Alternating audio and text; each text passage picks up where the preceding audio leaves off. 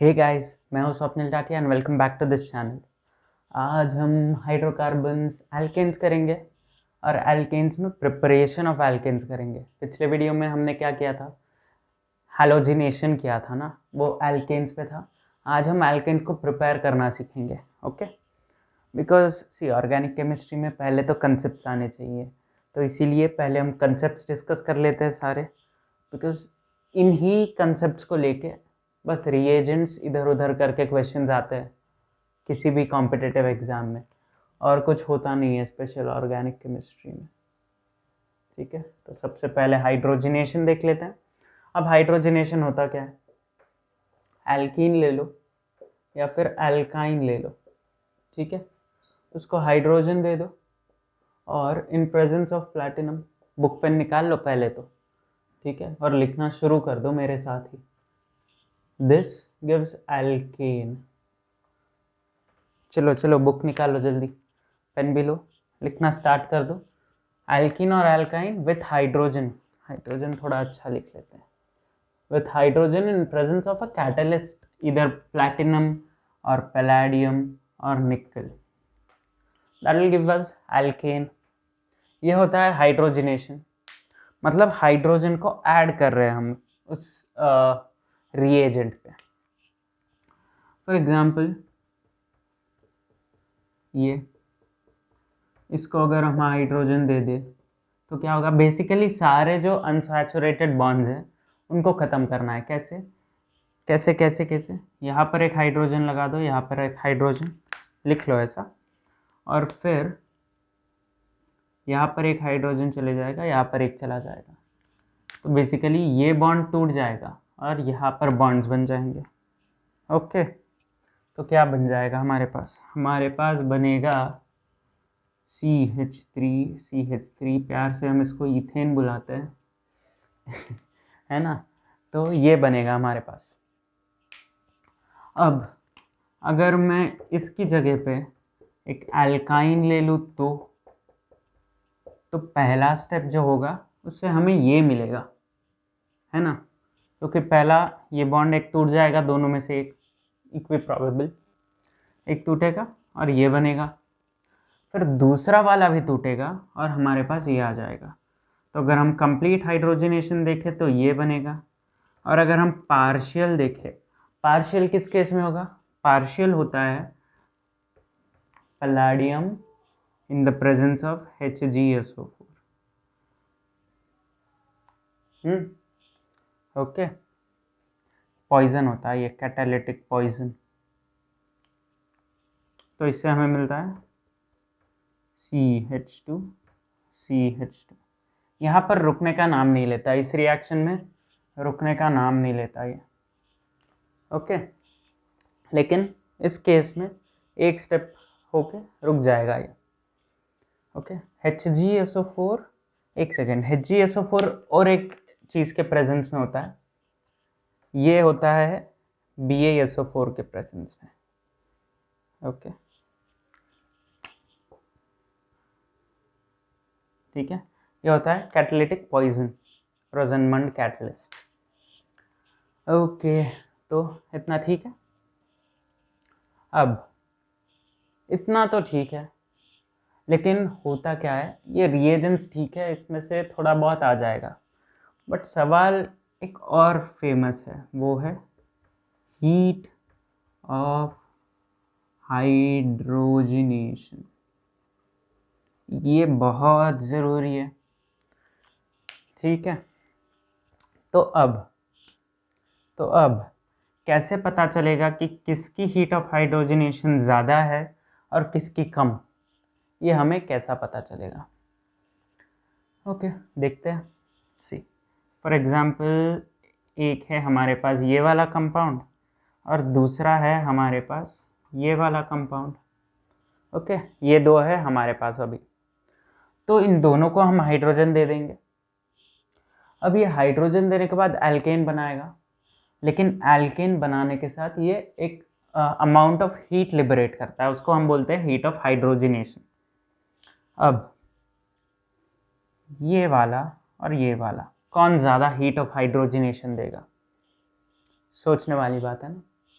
तो होता क्या है, हाइड्रोजन ले लेगा। अगर ये ज़्यादा स्टेबल है तो हीट ऑफ हाइड्रोजनेशन कम होगी। सवाल है कि क्यों? क्योंकि अगर स्टेबिलिटी ज़्यादा होती है ना, तो इसका मतलब उसकी ऑलरेडी एनर्जी कम होती है, ठीक है। और लेट मी टेल यू कि जो भी एल्कीन है आपके पास, एल्कीन से एल्केन जाने का प्रोसेस जो है वो एक्सोथर्मिक होता है, यानी कि ज़्यादा और ज़्यादा स्टेबिलिटी की तरफ मूव करता हुआ।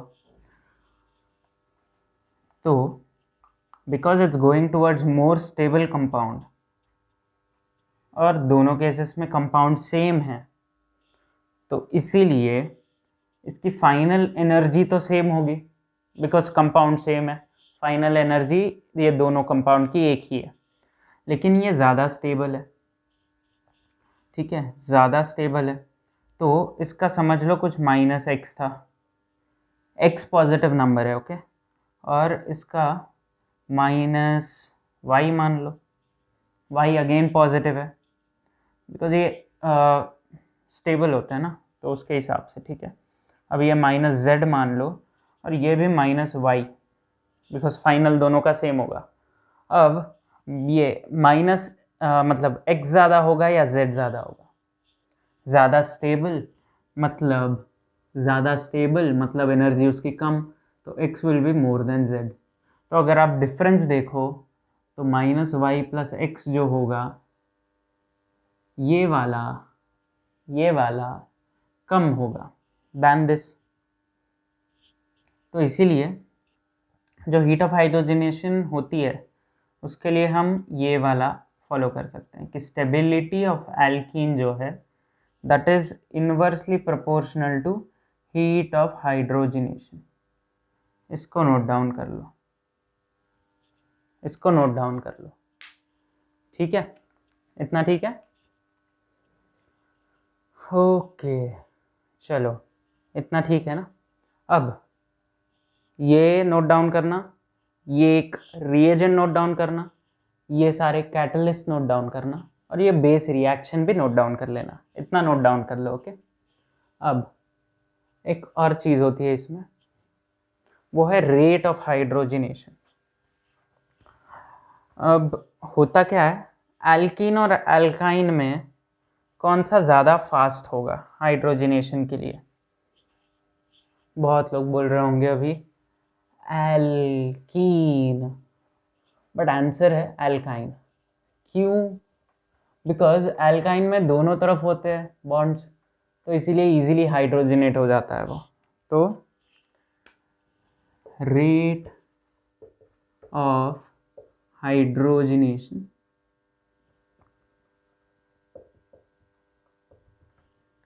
एल्काइन मोर देन एल्कीन, ये नोट डाउन कर लो, ओके। बस इतना ही है, हाइड्रोजनेशन यहाँ पर समाप्त हुआ, इतना नोट डाउन कर लो पहले, ओके। फिर हम मूव करते हैं अल्काइल हैलाइड्स की तरफ। कर लिया? चलो now let's move to alkyl halides. Okay, alkyl halides ये रहा, ओके। तो अल्काइल हैलाइड्स का बेस रिएक्शन लिख लेते हैं पहले। ये क्या होगा, कोई भी अल्काइल हैलाइड ले लो, ठीक है, उसको हाइड्रोजन दे दो, ठीक है। अब बहुत लोग पूछ रहे होंगे फिर हाइड्रोजनेशन में और अल्काइल हैलाइड से प्रिपरेशन में क्या फ़र्क है? फ़र्क है इसका, वहाँ पर हम यूज़ कर रहे थे एल्कीन और एल्काइन, यहाँ पर हम यूज़ कर रहे हैं अल्काइल हैलाइड का। तो इससे हमें मिल जाएगा एल्केन प्लस सम HX, जहाँ पर X वो हैलाइड है, ओके, हैलोजन वही, ठीक है। तो एक एग्जांपल ले लेते हैं, CH3 CH2 Cl। इसको अगर हम हाइड्रोजन दें तो क्या करेंगे हम, यहाँ पर एक हाइड्रोजन, यहाँ पर एक हाइड्रोजन, ओके। अब ये हाइड्रोजन वाला यहाँ पर और ये हाइड्रोजन वाला यहाँ पर, गुड। अब HCl निकल गया बाहर, हमारे पास बचा क्या, CH3, CH3, साथ में क्या है, HCl। बस सिंपल एज दिस, इतना ही है फ्रॉम एल्काइल हैलाइड्स, बस इतना ही है। एक और पॉइंट है बस, ठीक है, और वो पॉइंट है कि जो आयोडीन है ना, आयोडाइड, फिर क्लोराइड नहीं, ब्रोमाइड आएगा पहले, तो ब्रोमाइड, क्लोराइड, ये किसका है, ये है रेट का, यानी कि आयोडाइड सबसे आसानी से निकल जाएगा, ब्रोमाइड उससे थोड़ा कम आसानी से निकलेगा, क्लोराइड ज़्यादा मतलब मुश्किल से निकलेगा, ठीक है। तो आयोडाइड, ब्रोमाइड, क्लोराइड, फ्लोराइड नहीं करते बिकॉज अगेन फ्लोराइड बहुत ज़्यादा रिएक्टिव वैसा सब होता है और ये रिएक्शन वो फॉलो नहीं करता, ओके, ठीक है, ओके। बस इतना ही है, इतना नोट डाउन कर लो अल्काइल हैलाइड्स के लिए।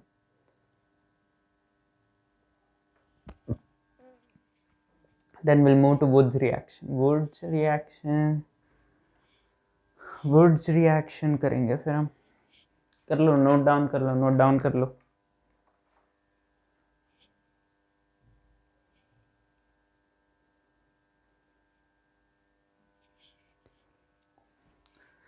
अब एक और पॉइंट है इसमें, हाइड्रोजन हम इसको डायरेक्टली ऐसे ऐड नहीं करते, लेकिन हम क्या करते हैं, जिंक जो होता है ना उसके साथ HCl मिला देते हैं। इनडायरेक्टली ये हाइड्रोजन ही देता है, बट ये देता है नेसेंट हाइड्रोजन। नेसेंट हाइड्रोजन बहुत रिएक्टिव होता है, इसीलिए हम इसको यूज़ करते हैं, बट हमने सीखने के लिए यूज़ किया कि हाइड्रोजन को डायरेक्टली ऐड कर रहे हैं।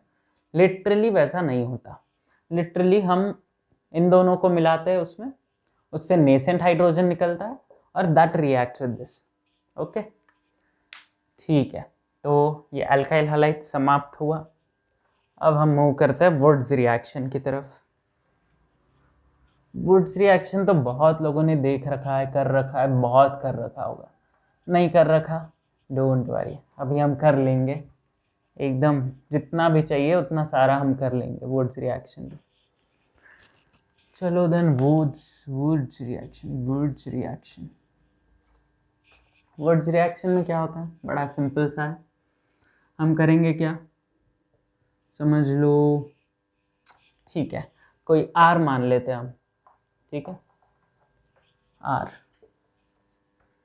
R के साथ Cl मान लेते हैं, प्लस 2 सोडियम और एक और ऐसा वाला, ठीक है। तो अब ये होगा क्या, ये ऐसे रिएक्ट करेगा, मतलब ये सॉल्ट के फॉर्म में निकल जाएगा बाहर NaCl, और हमारे पास R बच जाएगा, R प्लस 2 NaCl, ठीक है। Basically skeleton of the reaction is this, but there are some exceptions to this, और वो क्या है, एक है कि अगर R is 3 डिग्री अगर ऐसा हुआ, then it will show disproportionation।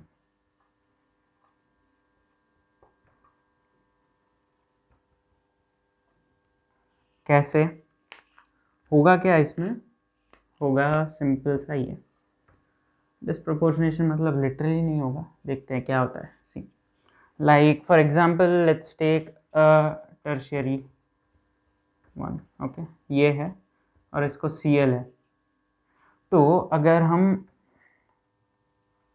इसके 2 मॉलिक्यूल्स ले लें और सोडियम के 2, जैसा हमने यहाँ पर भी लिया है, तो अगर ये फॉलो होता तो हमारे पास आ जाता ये वाला कंपाउंड,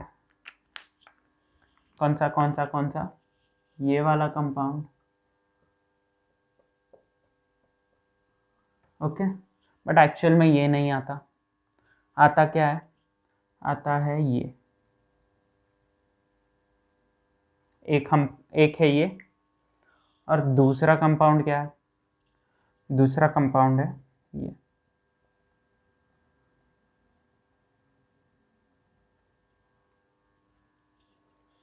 तो ये दो आते हैं हमारे पास। तो ठीक है, ये होता है कि हमारे पास ये प्रोडक्ट भी आ जाता है और ये प्रोडक्ट भी आ जाता है, ये नहीं आता। तो ये एक है एक्सेप्शन, और इसे हम मीथेन भी नहीं बना सकते, ये तो दिख ही रहा होगा आपको, ठीक है। तो ये दो चीज़ें याद रख लेना है इसमें। वुड्स रिएक्शन बेसिकली बस इतना ही है, ओके। लेकिन एक चीज़ और है, क्या, बहुत से लोग बोल रहे होंगे आपने ये तो लिखा ही नहीं, ये बहुत ज़रूरी है, ठीक है। ड्राई ईथर के प्रेजेंस में ही होता है ये रिएक्शन, तो ये भी नोट कर लो, ठीक है। Note it down and then we'll move to preparation of alkanes from carboxylic acids. चलो नोट डाउन करो फटाफट।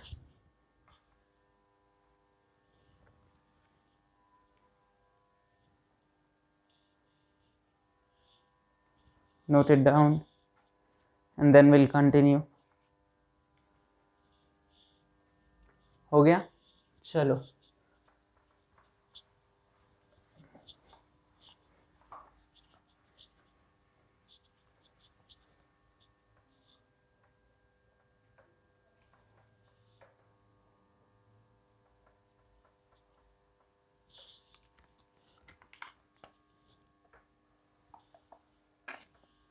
ओके, अब फ्रॉम कार्बोक्सिलिक एसिड्स, ओके। अब इससे कैसे बनेगा, बना के देखते हैं। CrCOOH है हमारे पास।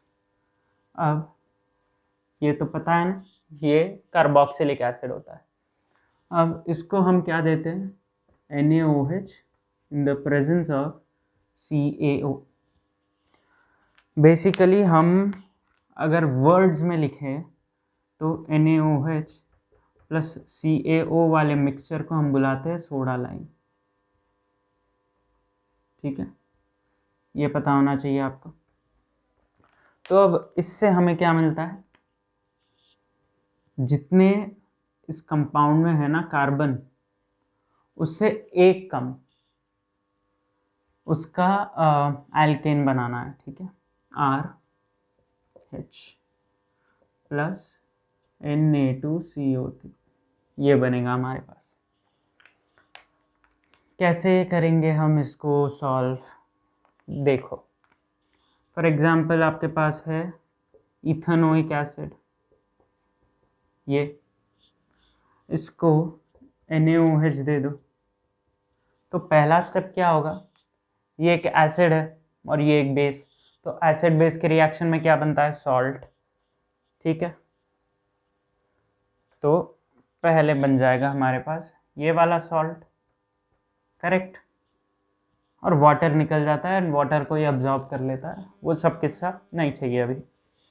अब इसके साथ एक और NaOH, अब इसमें कोई एसिडिक हाइड्रोजन नहीं है, तो हम क्या कर सकते हैं, अगला स्टेप होगा ये कि ये जो है ना, ये इसको खा जाएगा, इतना इसको खा जाएगा। तो बेसिकली ऐसा एक बॉक्स बना लो और इस वाले बॉक्स के सारे एलिमेंट्स जो है वो चले गए, तो बचा क्या हमारे पास, CH4 प्लस, ये क्या है, Na2CO3, Na2CO3, बस that's it from carboxylic acid. ऐसे प्रिपेयर करना है और कुछ नहीं है इसमें। देखो कितना सिंपल, इससे ज़्यादा सिंपल और हो ही क्या सकता है, इतना सिंपल, ओके। चलो नोट डाउन करो and then we'll move to call base electrolysis. जल्दी जल्दी लिखो। नोट डाउन कर लिया? चलो let's move to Kolbe's electrolysis. Kolbe Kolbe. चलो फटाफट रेज कर लो और कोलबे पे चलो। ओके, ये रहा हमारा कोलबेस इलेक्ट्रोलिसिस। अब इसमें क्या होता है? इसमें नया ऐसा क्या है? इसमें नया ये है कि तुम फिर से लोगे कार्बोक्सिलिक एसिड, बट इस बार 2 लोगे और इसका इलेक्ट्रोलिसिस कर दोगे। तब इसमें होगा क्या? इसमें फिर से एक कार्बन कम हो जाएगा और हमें मिलेगा RR plus CO2 plus CO2। ये होगा हमारे साथ, ये मिलेगा हमें। For example CH COOH। एक और ऐसा ही कंपाउंड सी छी बहुत गंदा, बहुत गंदा। Okay, CH COOH। ओके, तो हम क्या करेंगे?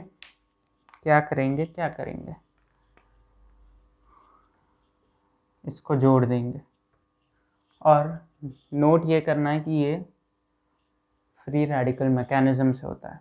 ओके, और CO2 निकल जाएगा, वाटर बनता है साथ में।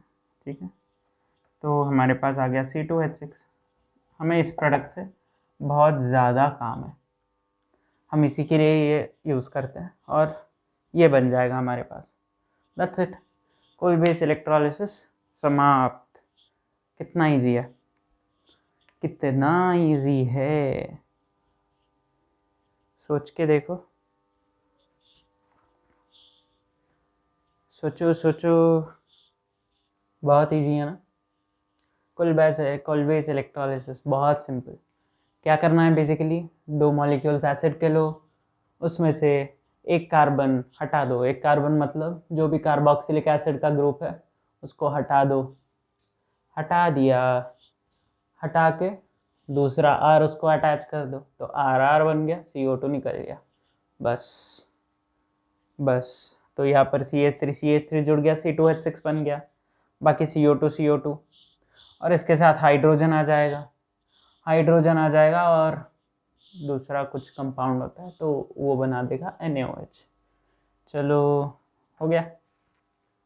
ओके, चलो कोलबेस इलेक्ट्रोलिसिस समाप्त। बहुत आसान है, बहुत ही ज़्यादा आसान है। बस डरना नहीं है हमें। रीएजेंट्स याद रखना, रीएजेंट्स में कभी फंसना नहीं कि वो क्या कर सकते हैं। ओके, वरना कुछ उल्टा पल्टा आंसर आ जाएगा तुम्हारा, वो नहीं होना चाहिए। फ्रैंकलैंड का रिएक्शन देख लेते हैं। फ्रैंकलैंड का रिएक्शन बहुत सिमिलर है वुड्स रिएक्शन की तरह ही। तो इसमें होता क्या है? RX ले लो, जिंक ले लो, X ले लो, R ले लो। फिर से वहाँ पर 2 Na था, यहाँ पर 1 जिंक से काम हो जाएगा। इसको हटा लो, तुम्हारे पास आ जाएगा RR प्लस ZnX2। खेल खत्म। बस इतना ही है। ये सारे 1 लाइनर रिएक्शंस है, ये सारे। इनफैक्ट ये सारे ही 1 लाइनर रिएक्शंस है, बट आपको रिएक्शन पता होना चाहिए, रिएक्शन में क्या क्या यूज़ होता है वो पता होना चाहिए। ठीक है, लास्ट में विल समराइज एवरीथिंग कि क्या क्या किस किस में होता है। ओके, तो ये नोट डाउन किया। Example CH3Cl zinc ClCH3। क्या करेंगे? बड़ा सिंपल है, क्लोरीन को निकाल दो जिंक के साथ और बना लो zinc chloride with CH3 ethane हो गया। फ्रैंकलैंड रिएक्शन समाप्त। कॉपी कर लो फटाफट। फिर इसके बाद 2 रिएक्शंस है। ये 2 रिएक्शंस बहुत इंपॉर्टेंट है, बहुत ही ज़्यादा इंपॉर्टेंट है। ओके, बट ये आते हैं 12th में, वापस से आते हैं ये सारे रिएक्शंस, ये 2 रिएक्शंस, क्लेमेंसन और वुल्फ किश्नर, और वहाँ पर और ज़्यादा डेप्थ में हम पढ़ेंगे। बट आज सिर्फ एल्केन रिलेटेड पढ़ेंगे। ओके ओके, या फिर डेप्थ में जाएं? चलो देखते हैं, जितना टाइम लगेगा उसके हिसाब से।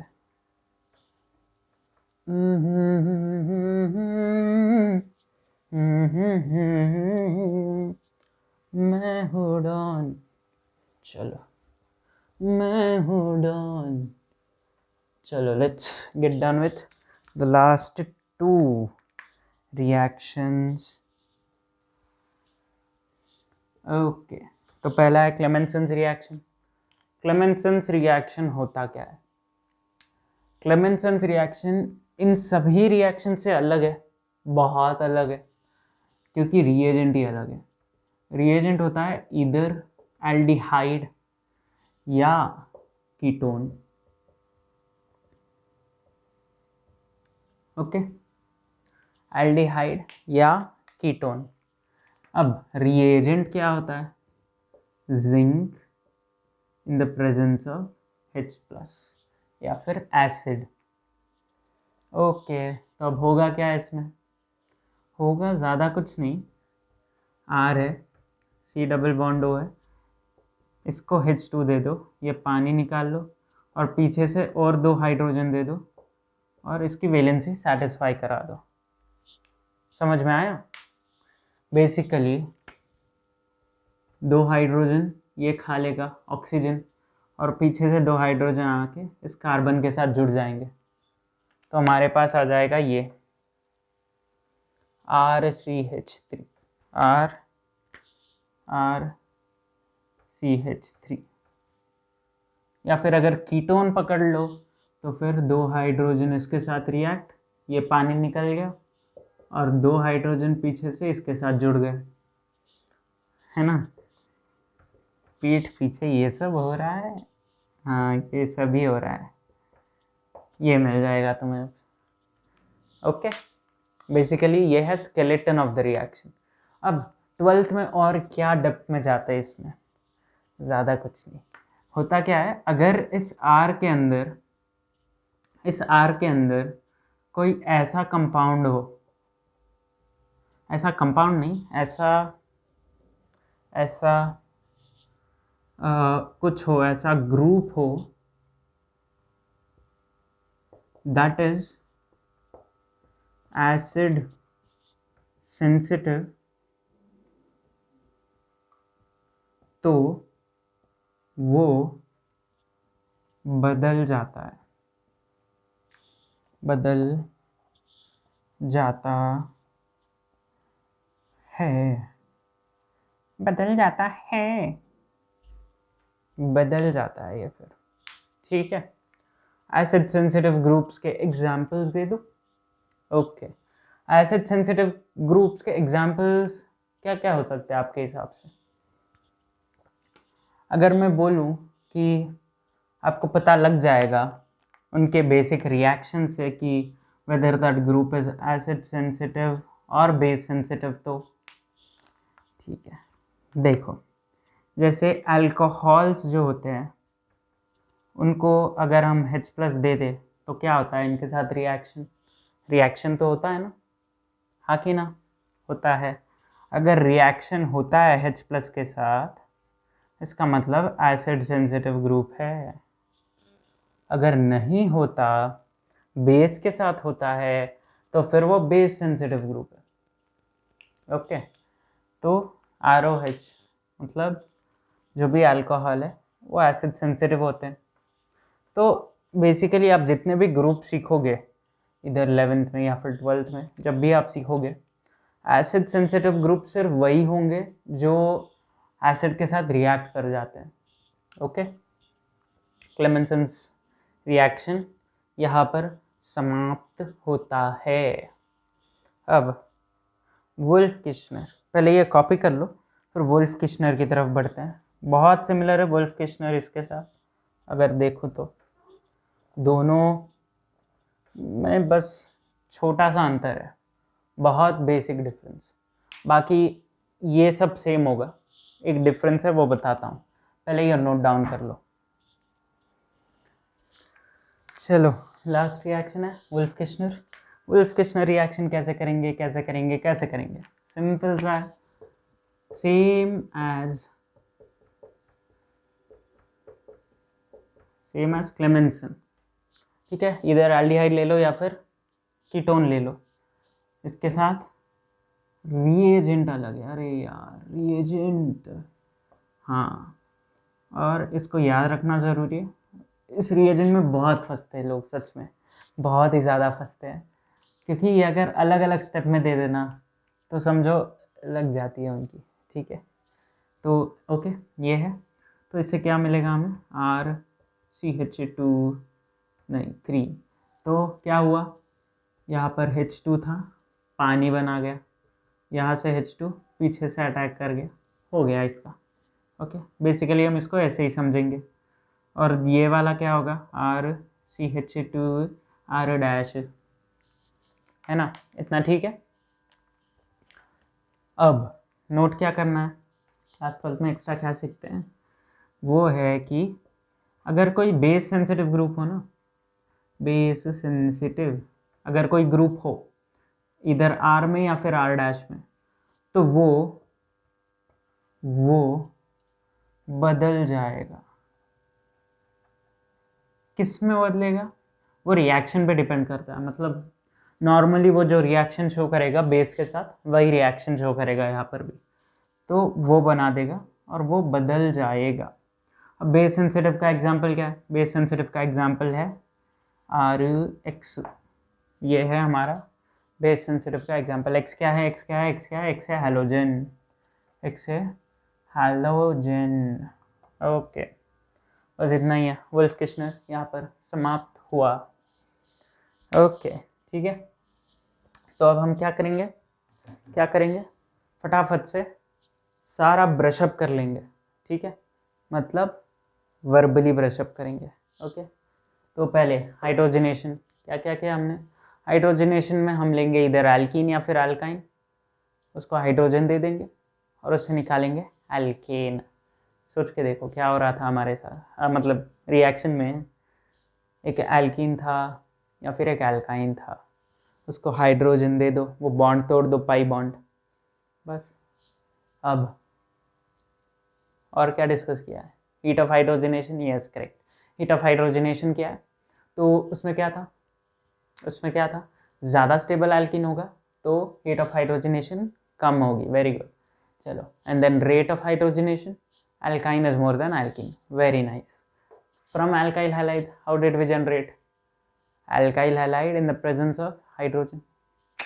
गलत, हाइड्रोजन आपने सोचा ना, हाइड्रोजन नहीं है, zinc in the presence of HCl। Hydrogen सिर्फ अंडरस्टैंडिंग के लिए, ओके, लेकिन एक्चुअल में जिंक प्लस HCl होता है, तो उससे क्या बनता है? Nascent hydrogen. Yes, nascent hydrogen से क्या होगा? जल्दी रिएक्ट होगा। वेरी गुड, तो उसके साथ क्या हो जाएगा? एक एसिड निकल जाएगा, HCl या फिर HBr या फिर HI, और हमारे पास RH आ जाएगा, एल्केन आ जाएगा। ओके, वुड्स रिएक्शन क्या था? अरे वुड्स रिएक्शन भूल गए? चांस ही नहीं हो सकता। सही जवाब, वुड्स रिएक्शन क्या था? RX plus sodium plus RX क्या होगा?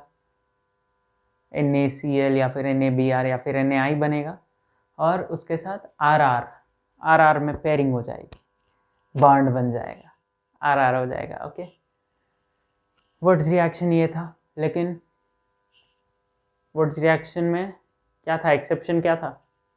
हाँ, जो 3 डिग्री कार्बन है वो डिस्प्रपोर्शनेट कर जाता है, एक एल्कीन देगा एक एल्केन देगा। सही बात है। चलो फिर फ्रॉम कार्बोक्सिलिक एसिड से कैसे जनरेट किया था? RCOH के साथ NaOH दे दो, पहले एसिडिक हाइड्रोजन निकल जाएगा, वहाँ पर Na आ जाएगा, RCO Na+। अब इसके साथ एक और NaOH, क्या होगा? NaOH प्लस RCONA माइनस, क्या होगा क्या होगा क्या होगा, यहाँ का जो NaO है, NaOH का NaO और RCOONA जो है उसमें से COONA वो दोनों रिएक्ट कर जाएंगे, Na2CO3 आ जाएगा। बाकी बचा हमारे पास RH जो है हमारा एल्केन जो हमें चाहिए था। ओके, तो नोट क्या करना है, एक कार्बन कम होगा दैन द प्रीवियस कंपाउंड। जैसे कि हमारे पास अगर RCOOH है तो ये वाला कार्बन नहीं होगा, मिसिंग है, एक कार्बन नहीं होगा। ओके, अगला कोल बेस इलेक्ट्रोलिसिस, इसकी तरह ही है, सेम है, लेकिन इलेक्ट्रोलिसिस का प्रोसेस है और इसमें दो बन जाते हैं ऐसे RR।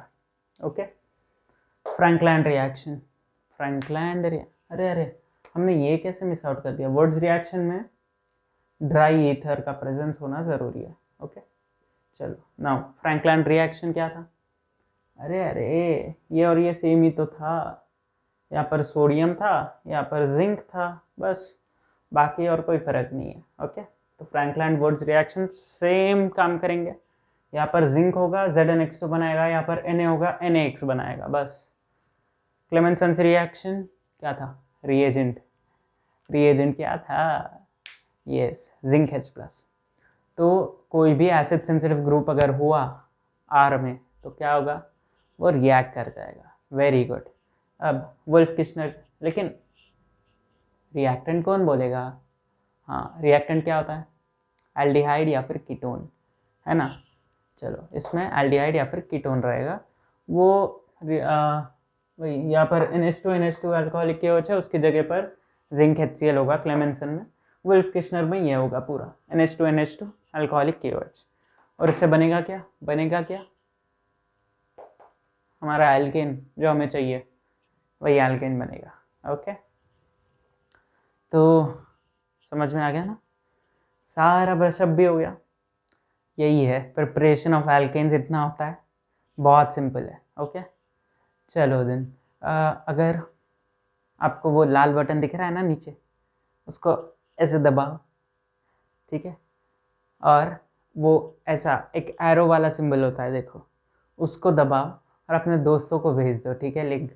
और फिर एक ऐसा वाला भी होता है, अगर पसंद आया तो ये वाला भी दबा देना। ओके, ठीक है, चलो then, bye bye, have a very good day and all the best.